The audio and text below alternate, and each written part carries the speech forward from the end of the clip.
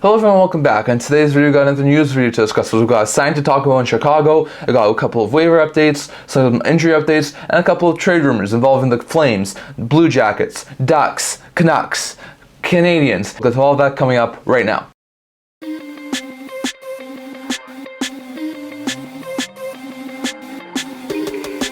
Hello everyone, welcome back to another video here at the Internet Hockey Channel. Before we begin this video, don't forget to like this video and subscribe down below. Thank you for all your support. I've never been able to do without you guys, so don't forget to subscribe so we can hit 250 subscribers. Now, as usual, I'm going to start things off today by discussing a recent signing from the NHL. We've only had one signing, and it is a pretty significant one as it sort of pertains to the trade deadline, and that's the Chicago Blackhawks signed veteran forward Nick Foligno, who's a really good bomb six forward on most teams, but in Chicago has been basically a top six forward to a 2-year contract extension with AV of $4.5 million. Now, this is a little bit of a surprising move in my opinion. I thought there might have been a lot of chance that Foligno would have been dealt at the deadline, given the fact he was a veteran player. He could have wound up getting moved somewhere. The Hawks could have retained 50% of his salary, and he could have wound up being moved somewhere. So I thought there was a very likely chance that he would have been a trade deadline acquisition for a lot of teams, but he winds up staying in Chicago. I don't think that's too surprising. Foligno is fitting extremely well with the Chicago Blackhawks. He was acquired from the Boston Bruins last year just before free agency in the Taylor Hall deal, and he signed a 1-year $4 million extension, sort of to be a good veteran leader for a younger team that has guys like Bedard and Korchinski. So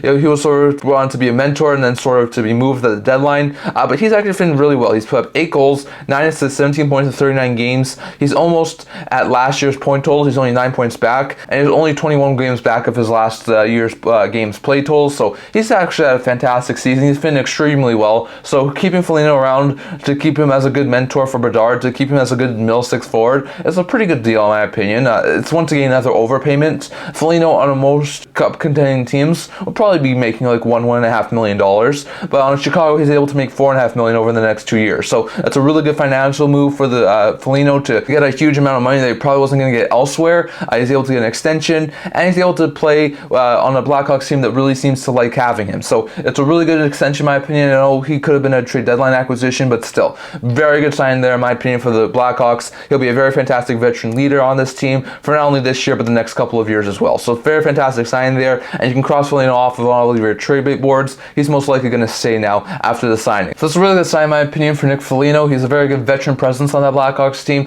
Has really worked well with Bedard and some of their younger group, and it definitely looks like he's going to be a fantastic addition there for not this year but also a couple of more seasons. So a really good sign there for the Blackhawks to keep Foligno, and he's now not going to be dealt at the deadline. Going over to a couple of waiver updates. We only have one waiver update. We talked about this in our last video about how Chris Wagner was on waivers for Colorado Avalanche. He started season opening injury reserve as more of a spare forward / AHL forward at this point in time. Didn't think he'll probably be claimed given the fact that he's more of a depth forward and he's not really an upgrade on many teams' rosters at this point in time, and he did wind up clearing. So I don't think that's too much of a surprise. He's coming off of a really bad injury that kept him on season opening injury reserve for the first 3 months of the season. There was also not that great of a bomb six forward, not really much of an upgrade. So at this point in time, I don't think that's too much of a surprising, and Wagner's now cleared, so he'll go to the AHL, try and recover a little bit more, and maybe will be a call-up option for later on for the Colorado Avalanche, but still, don't think that's too much of a surprise. He was coming off an injury, more of a depth player, so I'm not overly surprised that he wound up clearing. That's the only waiver update we've had over the past couple of days. No one else has been placed on waivers, so we might have one over the next couple of days, but for the time being, Chris Wagner was the only one that was on waivers, and he didn't indeed clear, so not overly surprised there, given the fact he's more of a depth player coming off of injury. So that's the only waiver that we have over the past couple of days. Going over to a quick injury update from the past couple of days. Right now, here are a couple of injury updates that happened over the past couple of days. Josh Norris has an upper body injury and is out for an unknown period of time. It doesn't sound like it's going to be over the long period of time, but hopefully it's not too bad. Casey Zegras has a lower body injury. Jeff Skinner has an upper body injury. Both are out for a week-to-week period of time. Jordan Dumais has abdominal injury, out for 6 weeks. Trevor Zegras has an ankle injury. He's going to be out for the next 2 months. So those are some really bad injury updates, especially guys like Zegras and Skinner, who are really key pieces of that forward groups. But we did see guys like Matthew Nyes in Toronto, Jean-Luc Foudy in Colorado, Chris Wagner in Colorado, Harvey Pinard in Montreal, Kyle Okposo in Buffalo, TJ Oshie in Washington, and Ville Heinola in Winnipeg all be cleared to play to game action. So really good stuff there. I expect guys like Foodie and Heinola to be sent to the minors. We already said Wagner was on waivers, while all the other guys are able to get back into game action. So really good stuff there. But then we also saw a lot of other injury updates. Thursday was a really bad day for injuries. There was a lot of injuries. We got a couple of updates. Nikolai Ehlers has upper body injuries out day to day. Scheffler has a lower body injury, is out day to day. Thess Jones' upper body injury has been updated to only day to day status, so that's really good stuff there. Pyotr Kochetkov has a concussion. He's going to be out for an unknown period of time. He left Thursday's game, so that's a really bad blow to Carolina Hurricanes. Pavel Mintyukov has a shoulder injury. He's going to be out the next 6 weeks, so it's a really bad blow for the Anaheim Ducks. Anton Forsberg has a groin injury. He's going to be out for an unknown period of time. John Gibson has an upper body injury. He also left that game on Thursday. He's out for an unknown period of time. Thompson has an undisclosed injury, out for an unknown period of time. Yuri Patera has an undisclosed injury, out for an unknown period of time. And Riley Smith has an upper body injury, out for an unknown period of time. So really bad injury updates there. But we saw Andre return for the Dallas Stars and Justin Falk return for the St. Louis Blues. That was really good injury updates there. And then we also saw Rookie Charterer return for the Ottawa Senators. Philip Gustafson return for the Minnesota Wild. But Eric Chernak has an upper body injury that's going to keep him out day to day. And Josh Anderson's lower body injuries have been updated to day to day. So really bad injury updates there for the Bolts and the Canadiens, who wind up losing some players for next little while. So we saw some really good injury updates with guys like Philip Gustafson getting back, Matthew Nyes, Harvey Pinard, Okposo, TJ Oshie in Washington. We saw a lot of great updates there, but it's really bad injury updates for the Ducks to lose Zegras and Mintyukov for the next couple of months, for Scheifele and Ehlers to be out for a time being, for Forsberg, Kochetkov, Gibson, 3 good goalies to be out for a time being. So really bad injury updates there from some of these teams, and hopefully they're not out for an overly long period of time and can get back in the not too distant future, but still really bad injury updates there. And now going over to the trade rumor part of the video. So first with the Montreal Canadiens. According to Darren Dreger on the recent insider trading video, the Montreal Canadiens, according to Darren Dreger, had an agreement in place with Sean Monahan that they would sign him to a 1-year deal and would trade him at the trade deadline. And according to his report, it sounds like that sort of hasn't been nullified yet. They're still planning on doing that. So expect a Monahan trade probably by the deadline. I know there's been some talk about him possibly re-signing with the Canadiens, but it sounds like that's probably not likely to happen. And the Canadiens could definitely get a huge haul from Monahan. He's had a fantastic year this year, been one of the better Canadiens forwards point-wise. He's definitely been putting up a lot of points with the Canadiens, playing in a consistent top 9 role. So for a team like Edmonton, who could use some help as a third-line center, Colorado could use some help as a third-line center, Boston I've heard be linked to. I think Dreger actually linked Monahan to Boston. There's been a couple of other teams there. So if you're a team who's going to the playoffs, who needs some help with some scoring depth and needs a third-line center, Monahan would be a fantastic fit. He could be one of the first guys to go before the trade deadline. It's quite possible. Monahan's definitely a really, really good player. I think he could definitely command a really decent price tag. I'm not sure if he'll command a first-round pick, but I could definitely think a second-round pick and a really good prospect could definitely be something that the Canadiens are really willing to trade him for. So it will be interesting to see. It's not a guarantee that he gets traded, but according to Darren Dreger, it sounds like in the offseason they had some sort of an agreement that they would sign him to a 1-year deal and deal him at the deadline, and it sounds like they're still on track to do that. So it will be interesting to see, but expect Monahan to be dealt by the deadline, and it's going to be interesting to see where he goes. I think Boston could have some interest, Colorado, Edmonton. I wonder if Toronto may have some interest as like a third-line center. It will be interesting to see them trade at that point. I know the Rangers could use some center depth. Maybe Carolina could use some center depth. There's definitely a lot of teams who look to be playoff bound right now who could use some center depth and could use a cheaper forward like a Sean Monahan. So it'll be interesting to see. Going over to the Vancouver Canucks, also on the insider trading video, Pierre LeBrun said that he was recently talking to Jim Rutherford, and they did acknowledge the fact that one of the places that the Canucks would really like to improve on before the trade deadline is a top 6 forward. They have a pretty good forward group at this point in time. It's a really solid, lethal forward group. We saw them put back the Lotto line over the past couple of games, which is JT Miller playing with Elias Pettersson and Brock Besser, and they've been on fire. All 3 of those guys have been fantastic. Besser continues to score at an unreal level, while Pettersson and Miller are both over 50 points. So their scoring on the forward group is really good, but they could definitely use some more depth, and they could definitely use another top 6 forward to sort of round out that top 6. I've seen a couple of players be linked to him. One would be Frank Vatrano. I think I saw Rick Dollywall, if I'm correct, say that they might have some interest in All-Star Frank Vatrano. He's got this year plus next year a $3 million cap hit. They would definitely have to put money in, money out with their cap situation right now, but I could definitely see him go after a guy like Vatrano. Speedy center / winger could definitely help in that forward group. Could definitely be a really good addition there for the Vancouver Canucks.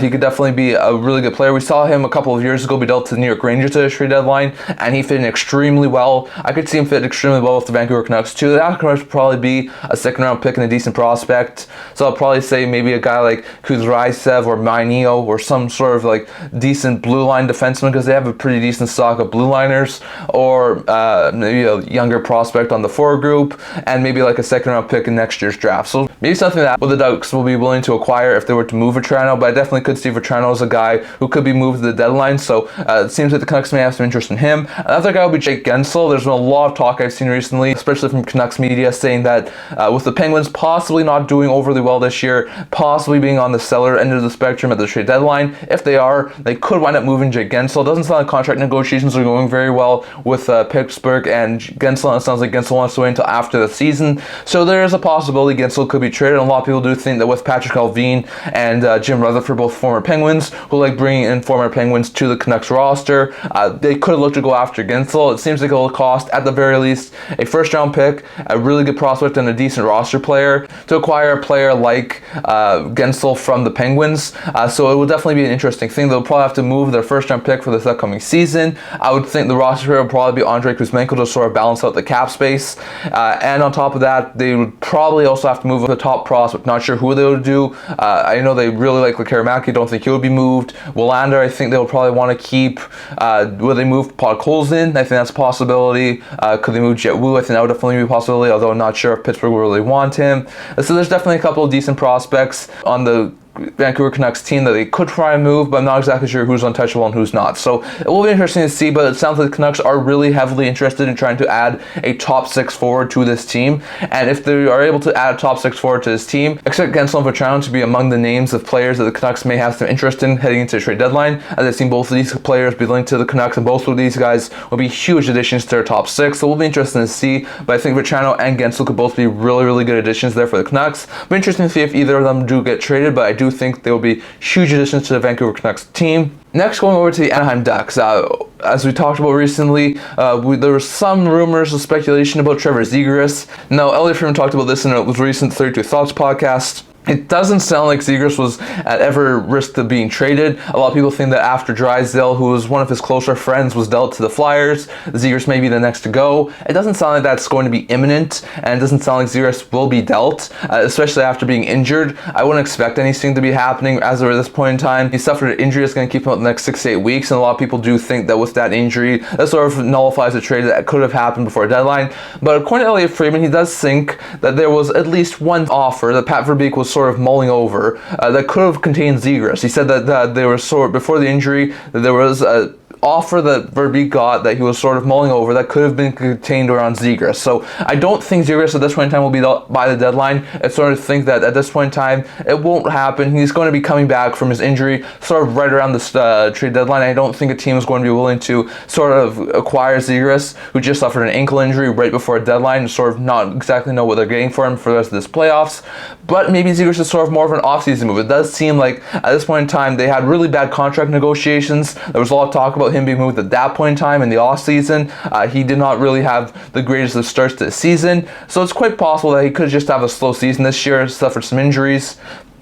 And maybe they just need him to sort of like start well next year and sort of be a solid top 6 forward. But I do think there's a possibility with what we've seen over the past while with Drysdale being moved, maybe Zegras does get moved and just happens to be in the offseason next year. So it will be interesting to see, but it doesn't sound like a Zegras move will happen at this point in time. But Elliot Freeman does think that there was a significant trade offer for Zegras that Pat Verbeek was at least looking at before Zegras got injured. And maybe we'll see a couple more interested offers for Trevor Zegras should he become available. But I don't think Zegras will be moved by a deadline. That will be really interesting to see. In my opinion, I'd be quite surprised, but it does seem like Zegras, for the right price, may be able to be moved by the Anaheim Ducks. So we'll have to wait and see there. And then going over to a couple of goaltenders first, Kevin Weeks put out a couple of cryptic tweets, putting a picture of Jacob Markstrom and Elvis Merzlikins in separate tweets over on X, or Twitter as it used to be called, and put a big eye emoji up there, sort of saying like, watch out for these two goaltenders.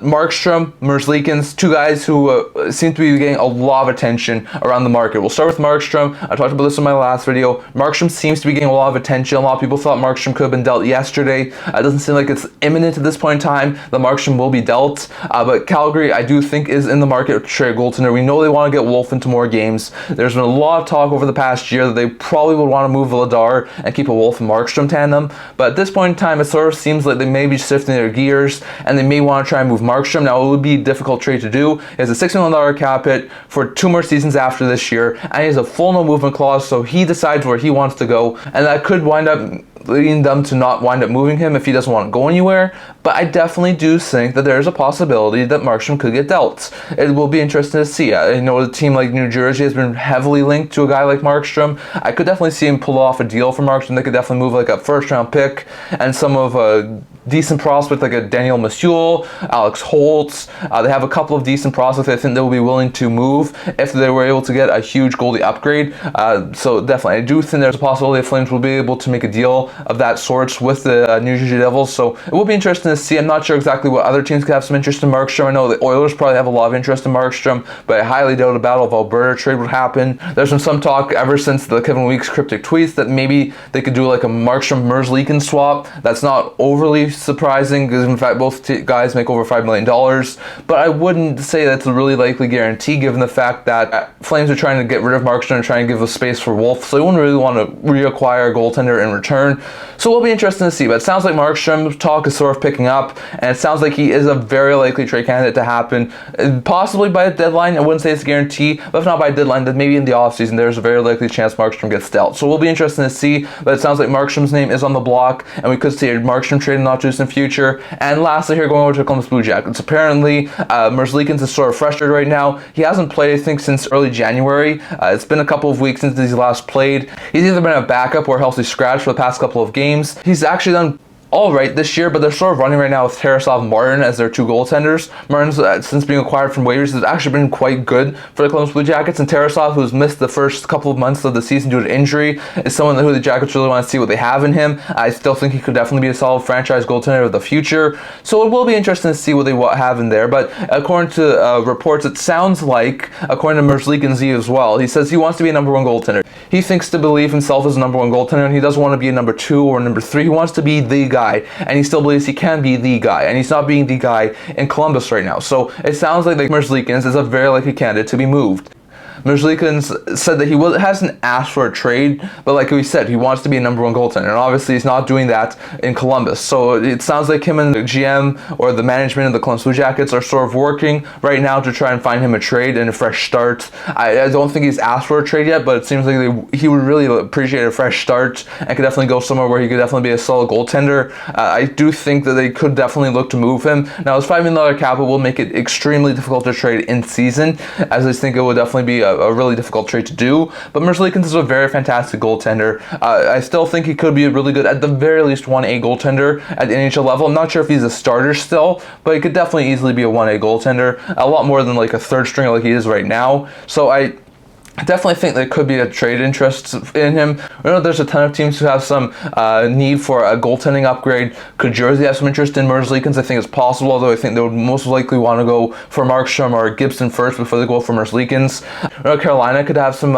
interest in a goaltender. We know they still don't have very clear timeline on when Frederik Andersen could get back. I could see them have some interest in Merzlikins. There was some talk earlier in the season about how maybe Merzlikins could be going to Edmonton for Jack Campbell.